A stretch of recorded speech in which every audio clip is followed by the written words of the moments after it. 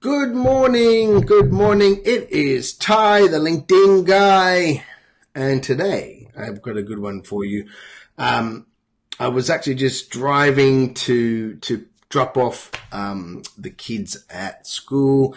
And in Tokyo, it is now cherry blossom season. I mean, Tokyo just goes wild. There'll be parties every night. People will be outside under the cherry blossom trees, drinking, eating, just, there's a whole spring in the air feeling, literally. And it's just an awesome time in Japan, and in particular in Tokyo. And it's this kind of change. It's this event that always occurs every year around this time. We know it's coming. And like anything, anytime there's some kind of event that's coming, there is opportunity. And, sometimes I see businesses taking advantage of this opportunity it's called Hanami season. And it got me thinking today, okay, there's lots of stuff that occurs in our businesses, in our markets, in our industries. And when we're on LinkedIn and we're running a sales funnel, we should be taking advantage of these kind of events or deadlines or crisis that occurs in our industries over and over again. And the thing about it, we know they're coming.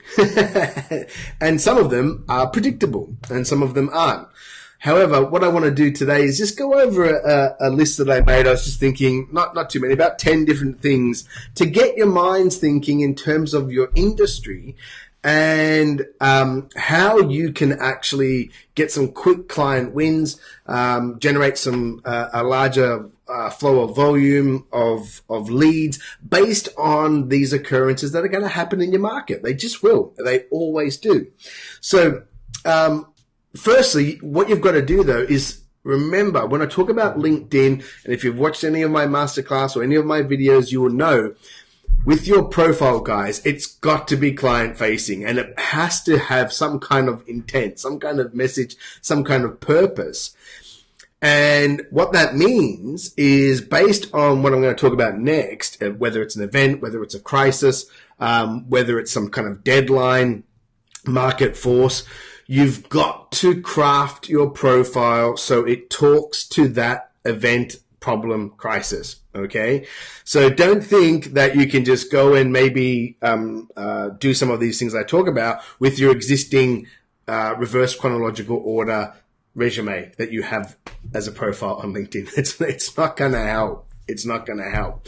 So keep in mind the context. When you go into the market and you're trying to get clients, you're trying to get leads, make sure your profile is talking to that avatar, okay? Or talking to that event crisis, is showing a solution. It's got to move towards a solution-based promotional page, right? Not just an online resume. You all know that by now if you followed me. That just gets you nowhere. I don't know why people keep on teaching that, showing that. Yes, it can work, but what we're talking about is trying to get the highest possible conversions. So getting the highest possible conversions comes with having a profile that is aligned with the product, the service that you are trying to bring into the market or bring into your connections and network. So the first thing is make sure there is congruency between your profile and then what you're going to be doing next. And a few little things that can really help. Deadlines. Deadlines is a great one for some of you in the financial services industries or any kind of market that is regulated that requires people to do things by a certain date. And that's normally mandated by the government. Maybe it's mandated by their associations, whatever. But what you should be doing, guys, is looking at your industry and looking at the deadlines. When are there deadlines for something to occur? Some action that needs to be taken, some whatever. And a classic example, of course, is tax. Now I have a CPA client who finished up coaching with me just a couple of weeks back. And of course, tax season. Now, his strategy is he wants to get larger clients on higher, retainers and help with their wealth management, not just, the taxation. But the taxation filing, that's a no-brainer to kind of get them in. Because think, when you have a good tax, a good CPA, a good accountant, you pretty much stick with them for years. I mean, I've been with my guy for years and years and years. And it's the same thing. So looking for deadlines, there's obviously a time for tax filing. This is the most obvious. So, I work with my client to develop a profile that spoke to a particular niche, and his niche is in the real estate market and going after realtors, and then help to formulate messages that got the attention of these people and converted them. Well, in a 2-week period, he got 12 new clients. Now, those clients are going to be worth multi-4, 5 figures to him over the coming couple of years. That's awesome. And it was because he was prepared and ready for this particular event, which is that closing of that tax, getting those tax. So think about your industry. Think about deadlines. Okay. How does your service assist in them meeting that deadline?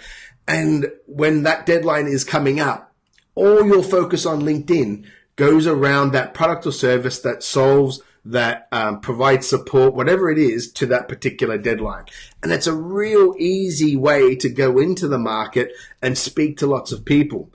And even if they're not, ready to use you, or they've got it already sorted out, it's a great time to go in there and show your expertise of the market. It's a great time to go in there and show that you're, front of the curve, you're aware of what's happening, and start that dialogue and continue that and actually nurture that lead. Maybe you get them next year. Maybe you get them later on with some other services that you provide. So guys, map out your year, map out 2019, map out any kind of deadlines that are there in your industry that your avatars are going to need to take care of, and prepare your messaging, prepare the product or service, the offer that you have that is going to solve and help them with that deadline. So that's a really great one. Crisis. Now, crisis is always going to happen. There's going to be crisis in your industry. What you should be looking at is whatever your product or service that you provide is to that industry, what tends to be the major crisis that occurs that affects your avatar. A classic example is, for me, executive coaches.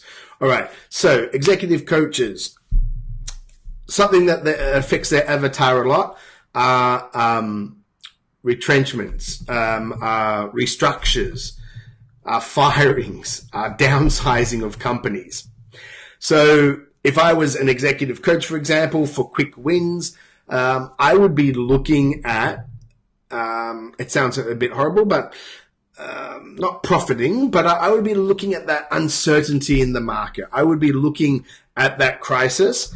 And for example, I would have Google alerts and stuff. Any companies in the region that you serve, you are getting alerted to anything about restructuring. And even in Sales Navigator, in fact, even in, can you hopefully that still see me? My computer's frozen. Even in Sales Navigator, what we see, is this going off? No, I'm here still. Great. Sorry for that. What we see in Sales Navigator is we get insights into companies, and we can see if they've been letting people go. And you actually can get warnings set up that show you that that reveal the company's in trouble. You're right, that the company's in trouble. Looking for crisis, being alerted to crisis can really help you, because every time there's an event that occurs in your market, you are there, you're in front of it, you're aware of it. And again, it's about that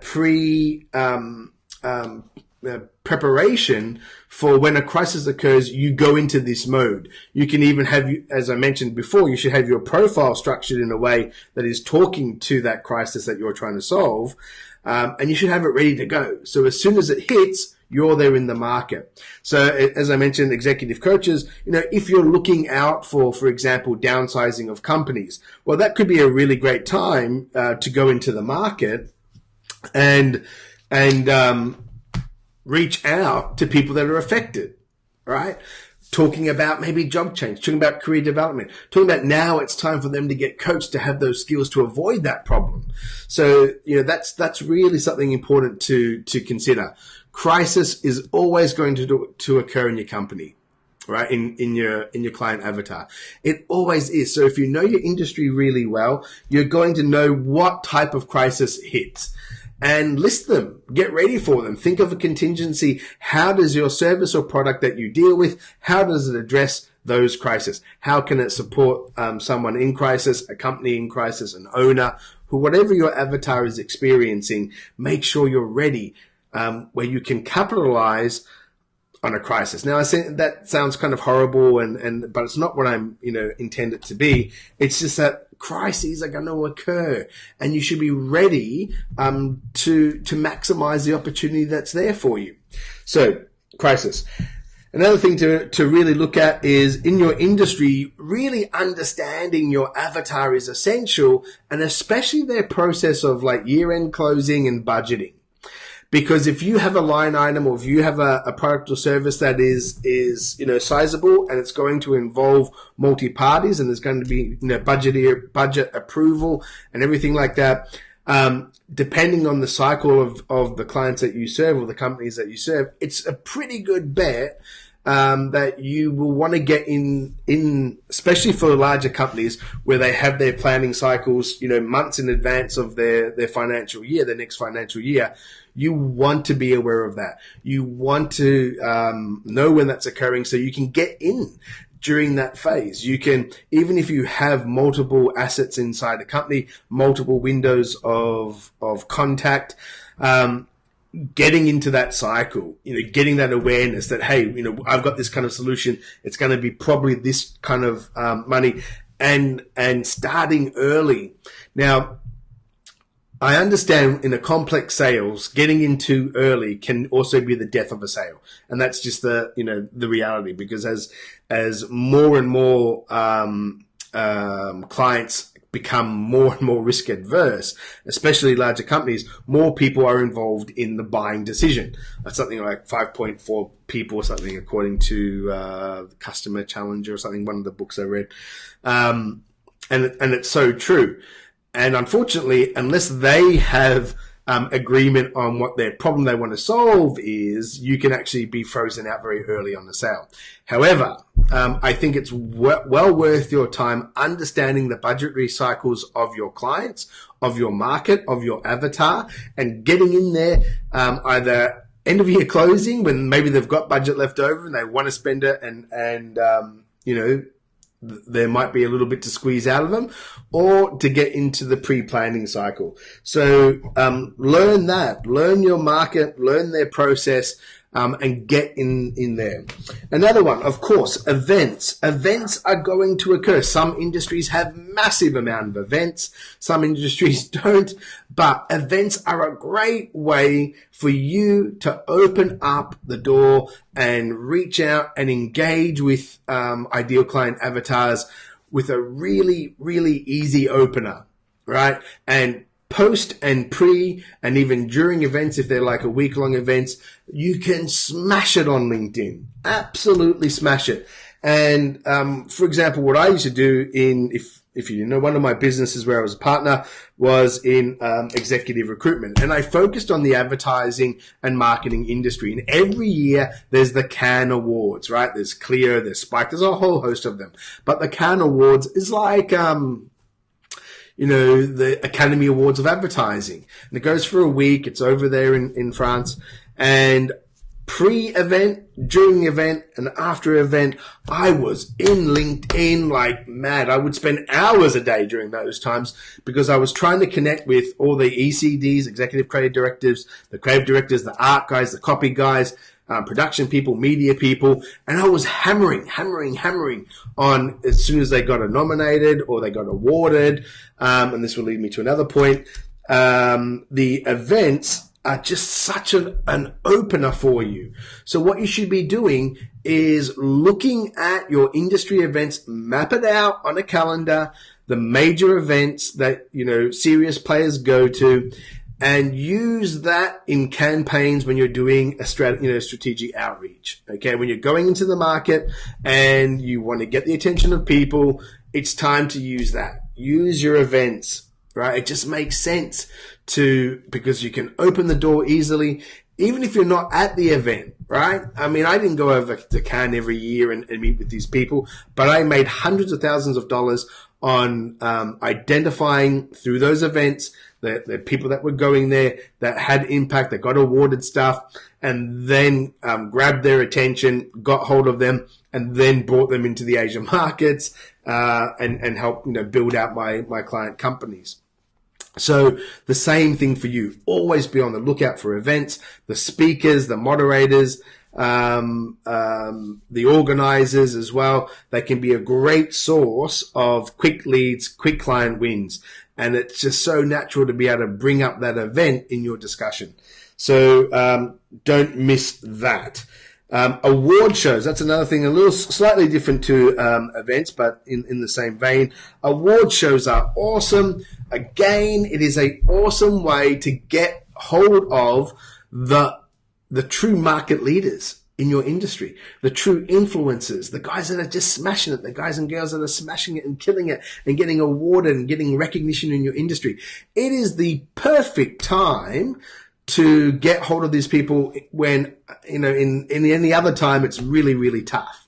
All right. It's really tough. And that's what I'm talking about. I would use those event shows. I would have lists. Have my data guys over in India, that I use.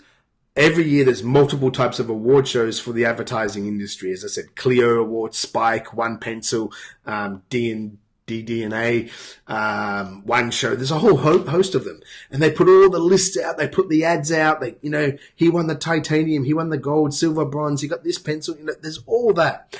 Award lists are awesome. They're awesome because then again, you can go into LinkedIn and you can start to use those events, those award shows as door openers.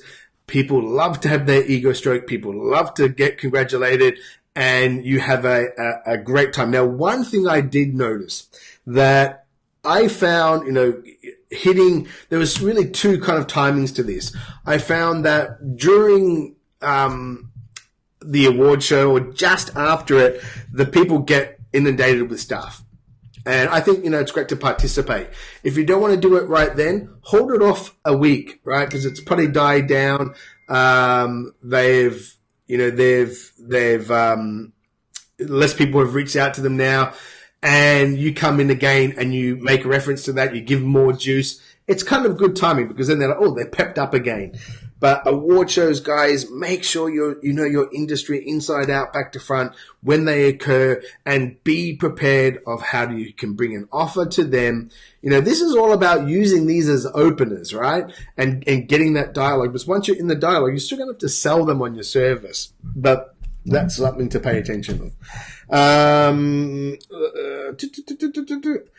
Location-based occurrences. And what I mean by that, if there is any type of event, not as in a show or an exhibition, but, keeping abreast of the news for your industry in terms of any geographic occurrence that your service or product can serve.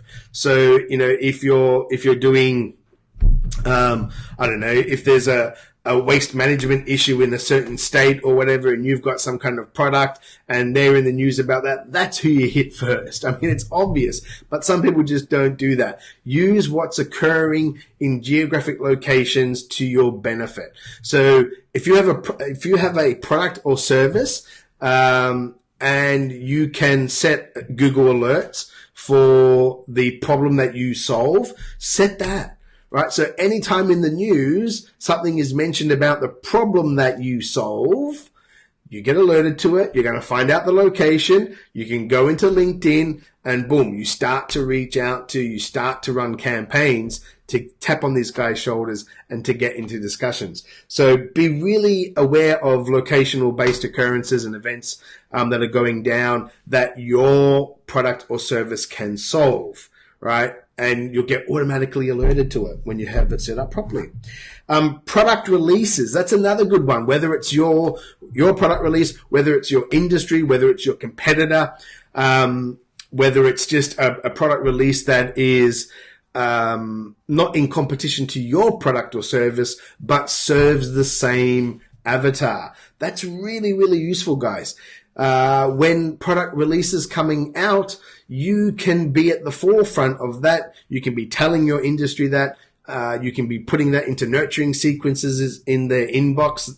I always talk about this with my clients about how to nurture your existing network in your inbox, because you've got to remember, when you send a message in LinkedIn, it's 100% delivered and almost 100% open rate.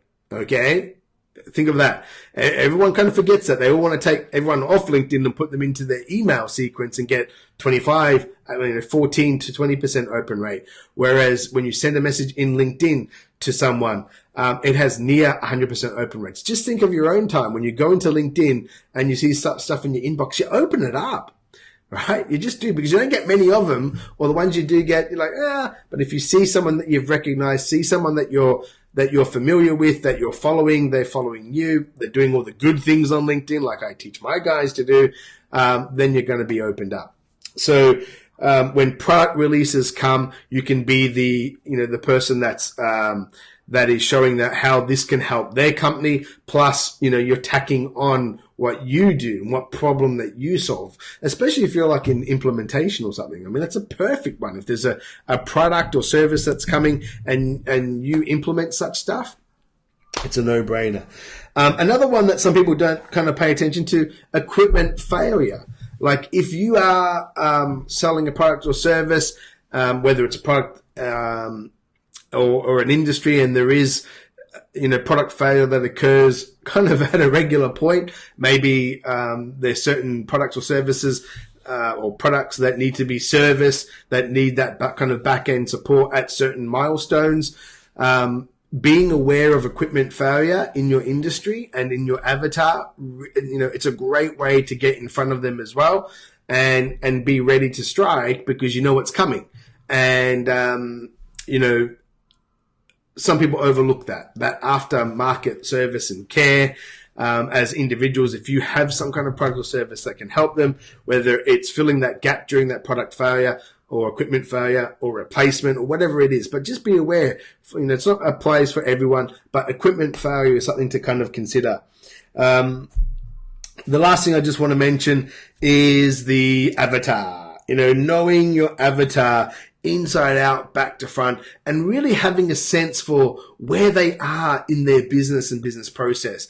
And, a classic example I use with my clients a lot when we're talking about certain services and products is like startups. Think of someone in their first year of business compared to their second year of business. In that first year as a startup, you've got all that energy, you've got all that drive, enthusiasm, you're just running on, just pure adrenaline. And then in the second year, stuff starts to really hit them, right? There's human resource issues that come up. There's budgeting, planning, financial. There's issues with their cash flow. There's a whole host of issues that hit in your second year of business, way more than your first year of business. So really understanding your avatar and understanding where they may be in that cycle and where your product or service can fit in and who to hit, that's when you go to market, and you can start to filter in the market to go after people that that match your product or service, because that maybe you do your services on cash flow and working on budgets. Probably in their second year, they really start to think of that more than their first year. First year, they're just going for it. It's like team building. In your first year, you just want to hire, you want to bring on people. But then second year, it's like, how do I make them better? How do I get this working? How do I make this efficient? So that's when I would be approaching those companies if I had some kind of offer or service that's related to team building, leadership, sales. So understanding your avatar's journey, where they are in their business, can really be beneficial to when you approach them with your product or service. Yeah. So anyway, there are a list of crisis, deadlines, events, things to consider, at least 10 of them there, that if you haven't already thought of, bring into your business practice, use them,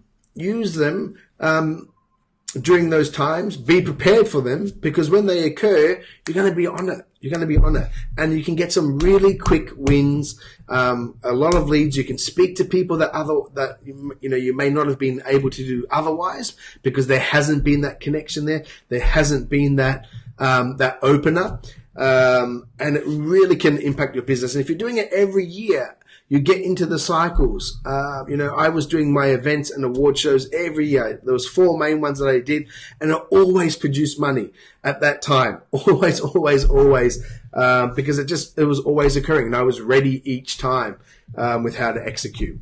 So anyway, guys, I hope that helps you with some ideas. There's 10 there. There should be one of there that you could use. I hope. All right, I'm out of here, guys. Have a good one. If you like this, give us a like, give me a thumbs up or a comment or something. Tell me anyway. All right, I'm out of here. See you guys.